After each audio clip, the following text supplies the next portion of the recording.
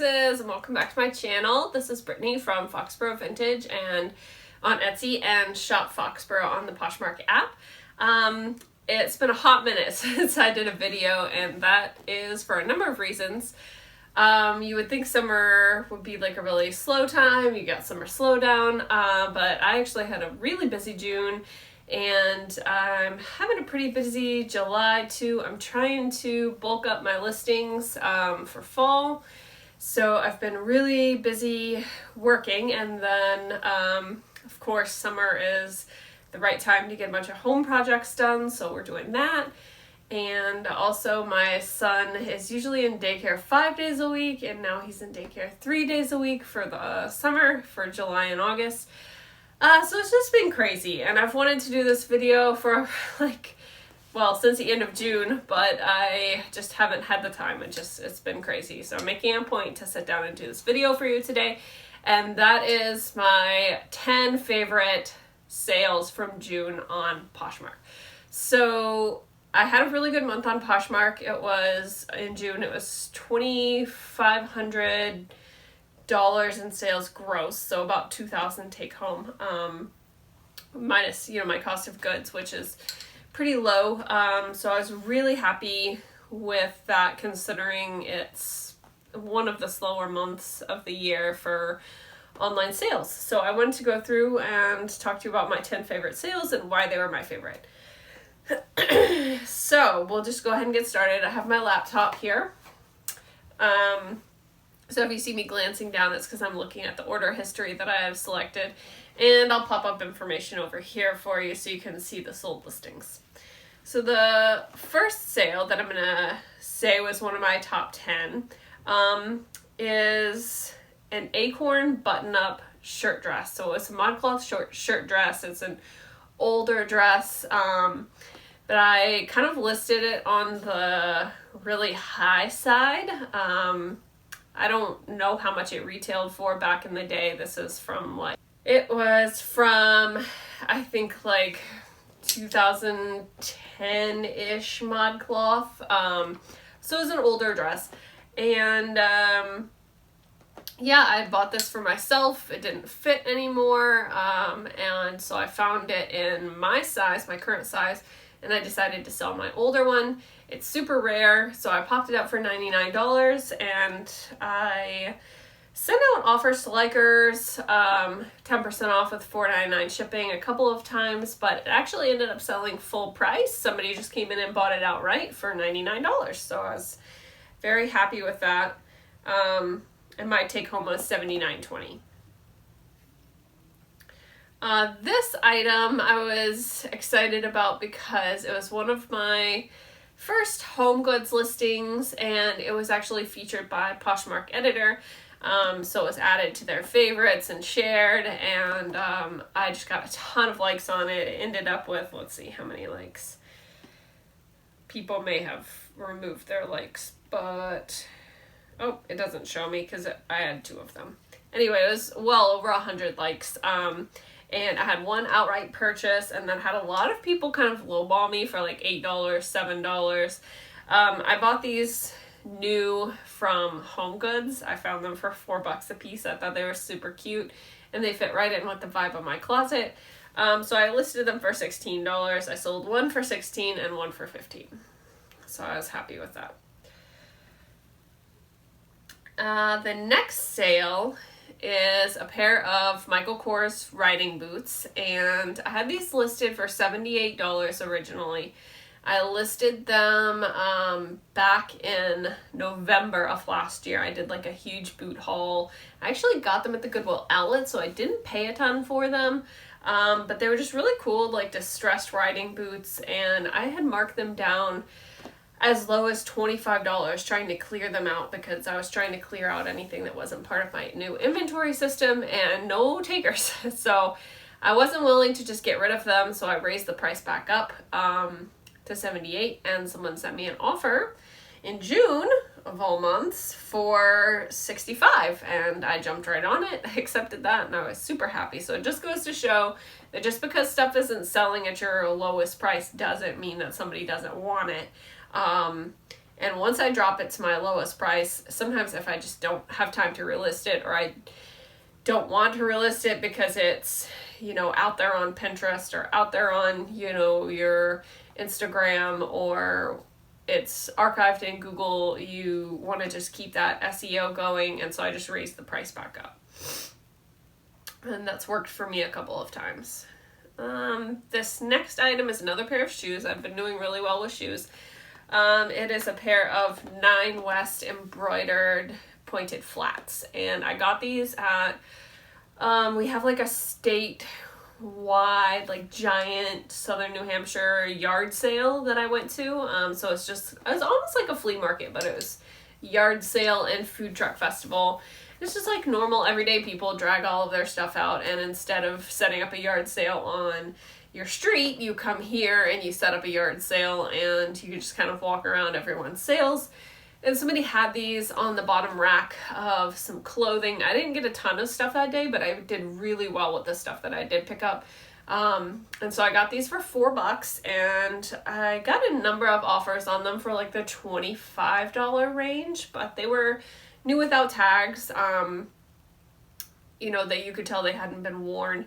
And I just wanted to get a little bit more than that. I had them listed at $45, I believe. Someone sent me an offer for $40 after a little bit, and I accepted that. So I was very happy to see someone make me a decent offer on them and not like $25.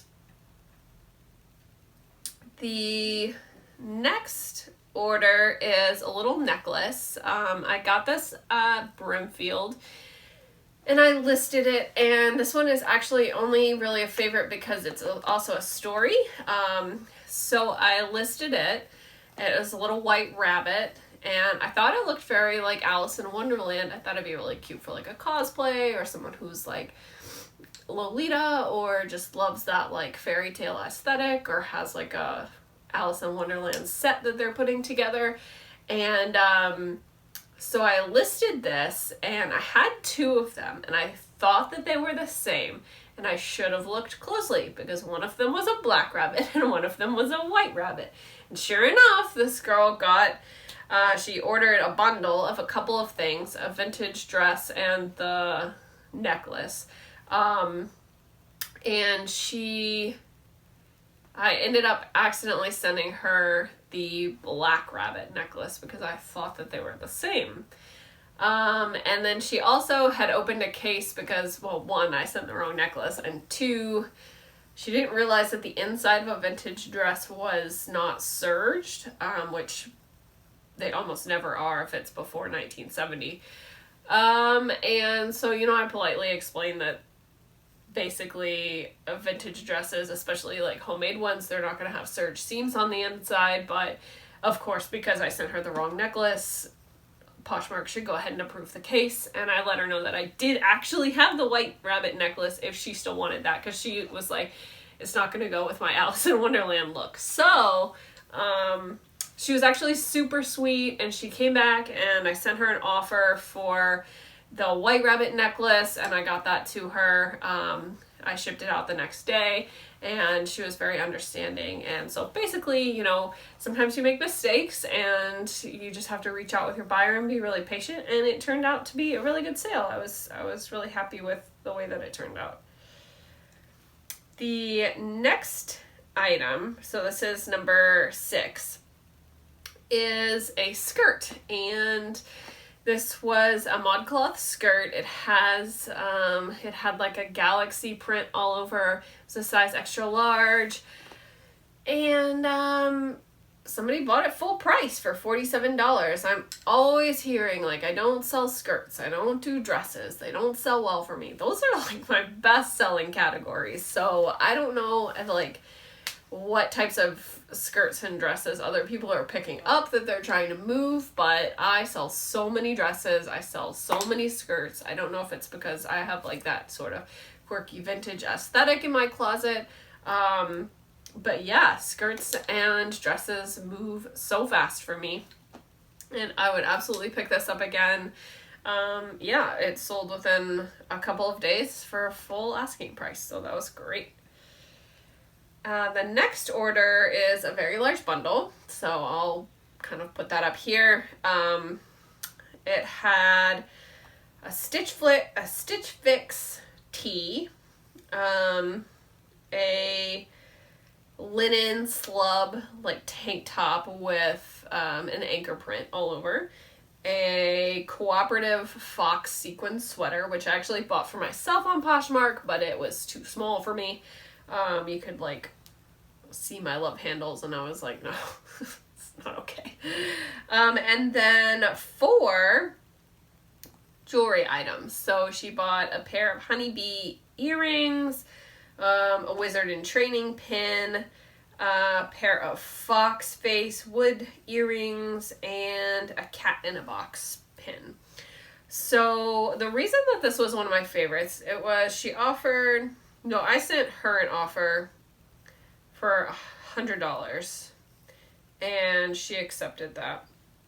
And she left me, glowing feedback, and so I get so many people bundling items, and I was sending out, I don't send offers on, I already offer a 20% bundle discount in my closet automatically, so if it's 2 new items, 20% is the best I'm going to do, so I don't really send bundle offers. Occasionally, I'll go in and be like, all right, I'll give you the bundle offer plus $4.99 shipping, but for the most part, I don't send bundle offers like that. And when somebody goes in and puts together a really large bundle, I kind of assume they're just window shopping and that they're not really interested. So I was sending out offers on bundles, and I was either getting declines or just ghosted.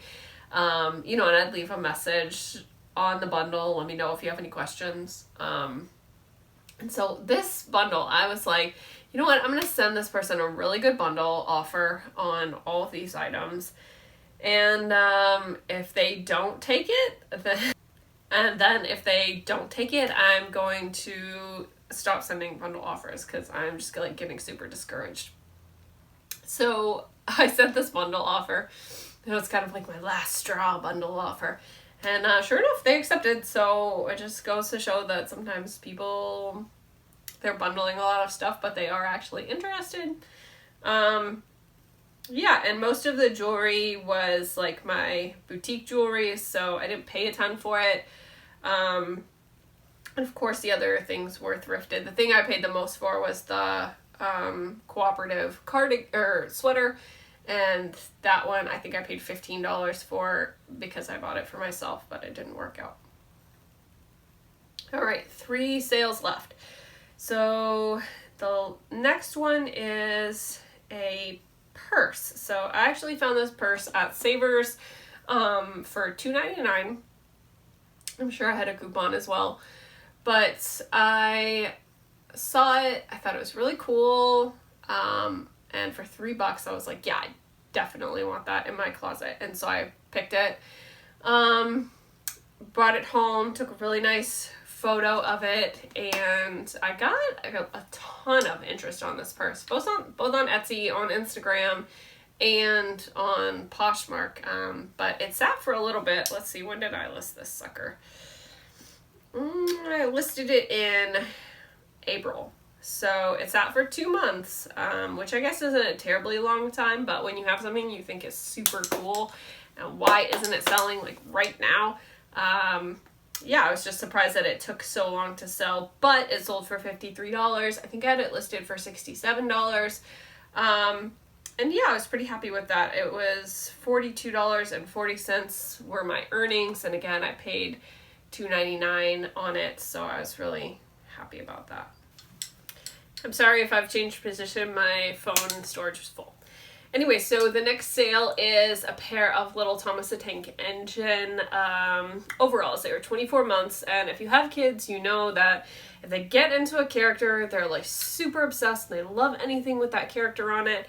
And I thought, this is sort of a high listing price for kids stuff, but on the other hand, if you're taking your kid to like a Thomas event, like, or, Thomas Land or whatever, you're gonna be more willing to pay more money for something that is their size, it's discontinued, you can't find them anymore, you can't even find like Thomas overalls anymore, And so I listed these for $23 and it took a while. Let's see when my listing date was. February. So I listed them in February. They sold in June for the full asking price of $23. So I was really excited with that sale because I know some little boy is going to love those overalls. They were too small for my kid by the time that I found them. And the last sale is a pair of men's Old Navy jeans that were absolutely trashed. They had like, the pockets had like worn down on the edges. They had like all kinds of distressing holes. And these were my husband's pants. And I have this thing about selling clothing with like authentic wear. So like I just bought a button-up shirt with a bunch of paint splatters all over it. And you just can't get that real worn-in look from like Urban Outfitters or Anthropologie or Free People. There's just nothing quite like true wear. So it took me a while to sell these. I had them listed for I think $32, and I listed them in January, and they were my husband's favorite pair of pants, but he finally decided they were just too worn for him now. And they didn't have any holes in the crotch or anything like that. But yeah, I was like, let me put those on Poshmark and you're going to be surprised how much I can get for your old, clapped out Old Navy jeans. And sure enough, I sold them for $25. So, yeah, it was an offer from the buyer and I was really happy with that. And I went to my husband and I was like, see? And then, yeah, this month, July, I actually sold one of his old t-shirts. It was a Fender t-shirt. It was actually a vintage tee. It had like single stitch hem and it was just like completely torn out, like all around the logo, and like the neckline was all frayed and it was all like faded because it used to be a black tee. And I listed that for $100 and sold it for $75. So don't discount like really ragged clothing. Sometimes people really love that vintage workwear, like hashed stuff. If it just looks like it could have come from Free People. I know that sounds terrible, but yeah, so there's nothing quite like really authentic wear. And I love selling that stuff. So that was my 10th favorite sale from June. I hope you enjoyed this video. I had a ton of other great sales, but these were my favorite for an assortment of different reasons. And yeah, so thanks for tuning in. I hope you enjoyed this video, and I'll see you next time. Bye.